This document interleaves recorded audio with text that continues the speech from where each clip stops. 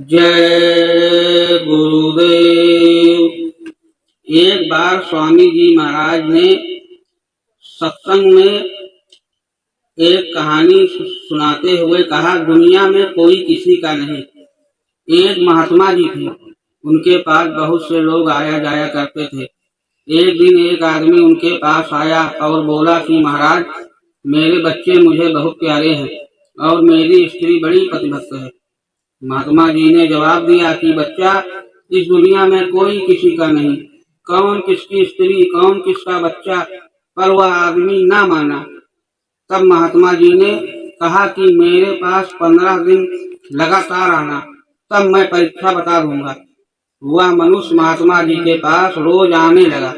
महात्मा जी ने उसे नाक, मुंह व आंख बंद कर सांस रोकने का योगाभ्यास सिखा दिया।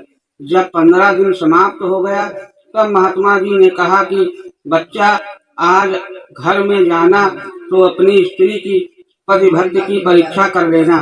घर जाने के बाद आंगन में हाथ पांव लंबे फेंक देना और अपने इस योगाभ्यास से श्वास रोक लेना और मरी हुई शक्ल में पड़ जाना, परंतु कान से सब कुछ सुनते रहना। उस आदमी ने घर आकर ठीक वैसा ही किया जैसे कि महात्मा जी ने समझाया था। घर में हलचल मच गई। वैद्य, हकीम, डॉक्टर सभी आए, देखा सुना और बोले कि इसका प्राण निकल चुका है, इन्हें अब ले जाओ और अंतिम संस्कार कर दो। पास पड़ोस के सभी लोग इकट्ठे हुए, कफन आदि पहनाया गया, परंतु जब शरीर के दरवाजे से लाश निकालने में कठिनाई हो गई, अच्छी मुसीबत उठ खड़ी हुई। तब लोगों ने सोचा कि थोड़ी दीवार तोड़कर रास्ता बड़ा कर दे।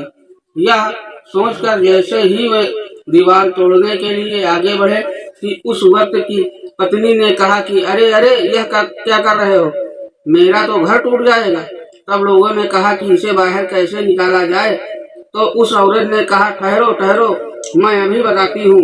यह कहकर वह दौड़ी गई और घर से चारा काटने वाला गणासा उठा लाई और बोली कि लो, इसके आधे आधे पांव काट दो, फिर शरीर बाहर निकाल लो।